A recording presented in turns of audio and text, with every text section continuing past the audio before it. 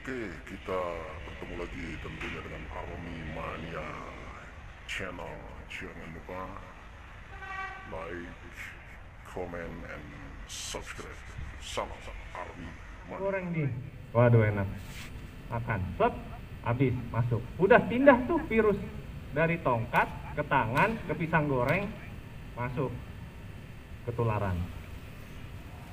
Disitulah makanya di mana fungsi cuci tangan sanitizer sangat penting. Map kertas yang saya tanda tangan nggak tahu, karena itu merupakan konduktor atau penyambung si virus untuk mentransfer ke saya. Virus itu butuh cantolan atau butuh hidup. Nah, dia bisa hidup adanya di tenggorokan. Aduh, namanya apa? Saring, betul. Nah itu, bersarang di situ. Dia akan mati sendiri, misalkan nggak kepegang siapa-siapa. Misalkan saya bersin, kemudian kena mic ini kemudian didiamkan di situ. Dia baru mati sendiri itu 8 jam berikutnya, sampai 12 jam. Mati dia. 8 jam sampai 12 jam mati. Nah, makanya pentingnya cuci tangan dan sanitizer itu. Kemudian, kenapa protokol kesehatannya ada yang bilang menjaga jarak? Karena pada saat itu, pada saat kemudian tidak tersaring oleh masker, keluar dari sela-sela ini nih, kan ini masih ada yang keluar nih. Varian yang lama, dia akan jatuh. Makanya dibutuhkan jarak 1,5 meter sampai 2 meter, karena akan tidak dia berterbangan. Varian yang baru, yang Delta, dia terbang, dia mengudara atau dibilang airborne. Makanya kenapa lewat aja itu bisa ketularan yang Delta. Ini harus dipahami. Lewat aja ketularan yang varian Delta. Dan varian Delta bisa menghindar dari sistem antibodi yang kita punya. Jadi gini, antibodi kita sudah dilatih sama vaksin. Kemudian saya ketularan varian Delta, nggak sembuh-sembuh, karena dia bisa menghindar antibodi kita melawan virus ini. Jadi kenapa lebih ganas? Oke ya. Kemudian, bila sudah tahu gejala-gejalanya seperti kemarin-kemarin, contoh mulai batuk-batuk, batuk kering, bersin-bersin, pilek, ingusan, sesak napas, jangan menganggap kecapean, kayaknya flu doang. Jangan, sudah harus curiga. Kalau bisa langsung antigen. Kenapa? Karena sekarang tidak lagi sama seperti dulu. Beda nih. Kalau tuh siapa tuh batuk-batuk? Nah itu. Jadi sudah harus curiga. Sudah harus curiga, kenapa? Harus curiga karena semua gejalanya mengarah ke sana. Disertai panas, sumeng. Pokoknya kalau sudah agak sumeng, panas, harus sudah curiga. Jangan merendahkan standarnya, tapi tinggikan standarnya. Tinggikan standarnya. Kalau kemarin-kemarin sebelum COVID bisa bilang kecapean paling flu. Sekarang nggak bisa. Kenapa? Karena bila menganggap enteng, nanti Bapak Ibu tahu belakangan penanganannya lebih berat. Begitu sudah sesak napas, harus ke rumah sakit, betul? Nah, begitu rumah sakit penuh, siapa yang menolong? Ayo, siapa yang menolong? Itu mengapa? Kalau tahu cepat bahwa kita positif, penanganannya lebih cepat. Kalau kita tahunya terlambat, penanganannya juga terlambat. Paham ya? Jadi jangan menunda. Jangan menganggap ini enteng. Cicurug sudah ada yang kena. Baros ada yang kena. Nah, tapi udah mau sembuh ya. Warung kuda gimana? Pak, itu gimana? Siap, sudah sembuh Komandan. Sudah. Swab kedua. Siap, sudah. Cuma sekarang sakitnya tambahan lambung sama mah kronis. Tapi antigennya sudah negatif. Siap, negatif. Sudah. Siap. Oke. Sekarang sudah masuk. Hah? Mana? Masuknya di Kuramil Komandan. Oh. Pak Parung Kuda kemarin. Pak Maman. Pak Maman di sini sekarang. Jangan menganggap penyakit ini aib. Bukan. Tidak sama seperti HIV atau AIDS. Itu aib betul. Karena itu berhubungan dengan berhubungan darah maupun berhubungan tubuh. Baru bisa tularan. Kalau ini bukan. Jadi hilangkan pikiran bahwa nanti saya dikucilkan atau nanti saya dijauhi. Bukan, hilangkan itu. Semakin cepat tahu, semakin cepat penanganan, semakin asupan badan kita semakin bagus.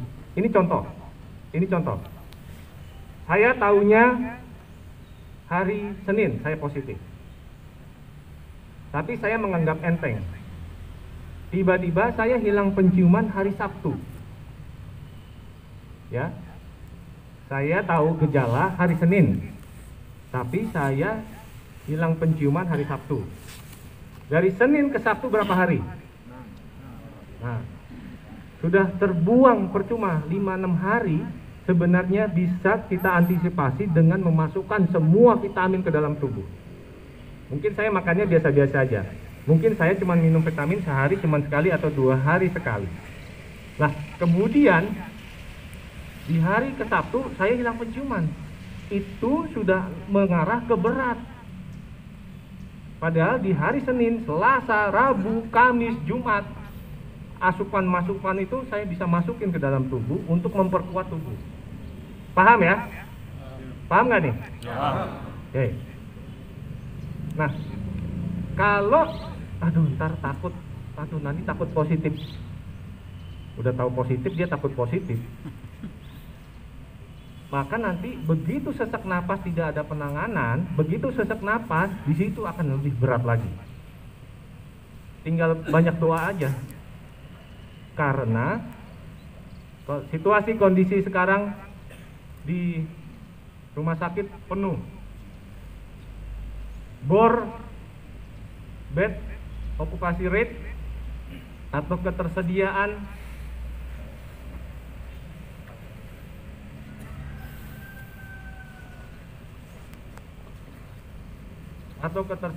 tempat tidur itu penuh. Hanya sekarang penuhnya 95%. Hampir 100%. Bayangkan kalau sudah penuh kita sesak napas dan kita butuh ventilator atau alat pernapasan buatan itu, kemana kita akan pergi?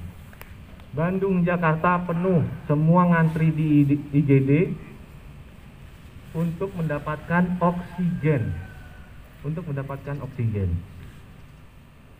Itu yang harus benar-benar diperhatikan. Jangan menganggap remeh. Ingat, jangan menganggap remeh. Usahakan kalau pergi kemana-mana menggunakan kendaraan pribadi, motor, mobil, itu lebih aman. Memang kalau misalkan harus banget untuk menggunakan kendaraan umum, harus benar-benar siap dengan tadi. Mungkin sarung tangan, anti, mungkin bawa ini, saya juga bawa. Nggak ada. Kamu bawa? Eagle, bawa. Atau bawa penyemprotan itu apa namanya? Disinfektan yang baunya minyak kayu putih itu, Eagle itu, yang kecil tuh ada di Indomaret, Alfamart ada. Itu setiap pulang dari luar yang kira-kira bertemu dengan orang banyak, ganti baju, mandi, langsung cuci.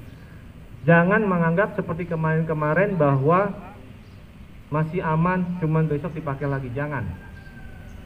Sekali lagi jangan. Ingat, bila sudah ketemu gejala, yang apalagi hilang penciuman, langsung ngomong, jangan nggak ngomong.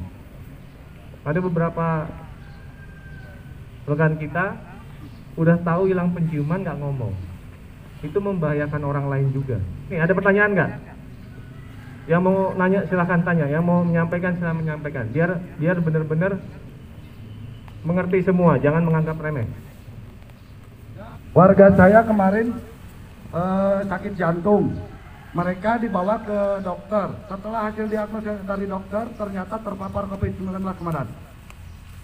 Dari menurut keluarga, dia tidak menerima penyakit tersebut, sehingga dimandikannya secara umum sama ibu-ibu di sana.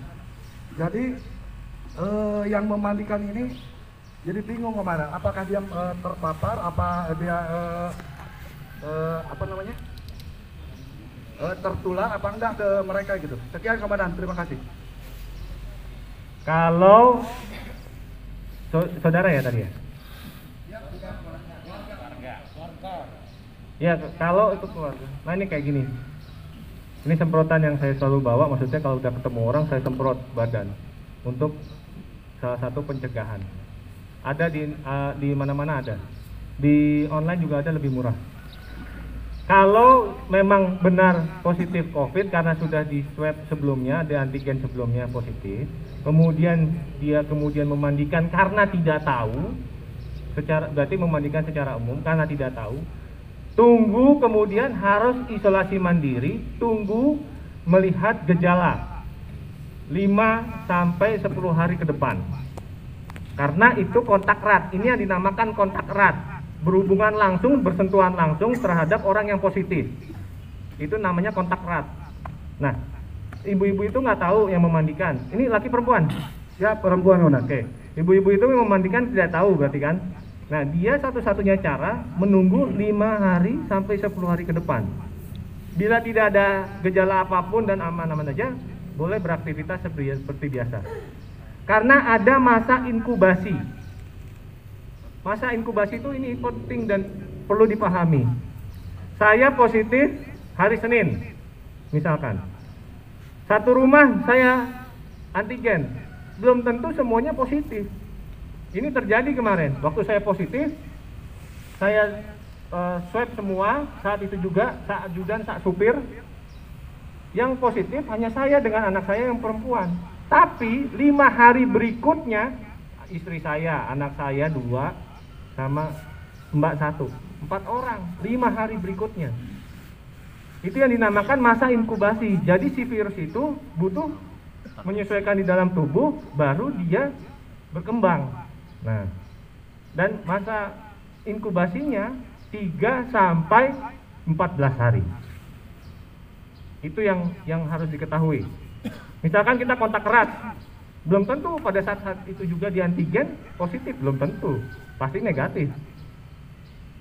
Tapi 5-10 hari ke depan, sampai 14 hari, itu dia berkembang. Paham ya Pak? Siap.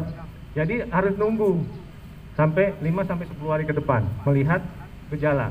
Kalau tidak ada gejala sama sekali berarti aman. Kalau ada, langsung antigen.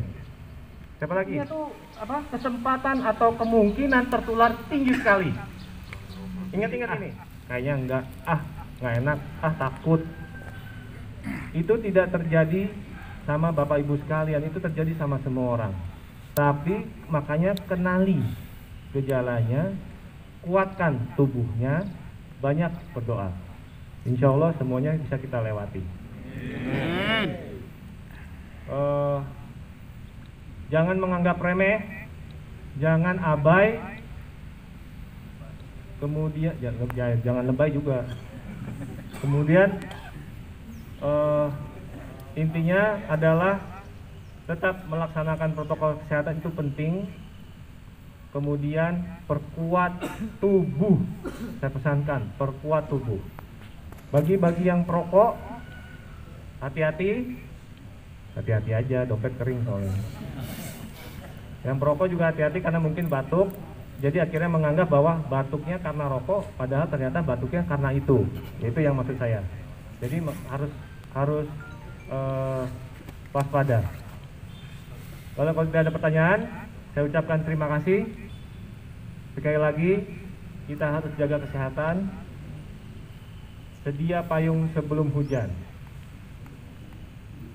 Kemungkinan kena besar, kemungkinan tertular sangat besar. Yang bisa kita siapkan adalah tubuh kita sendiri.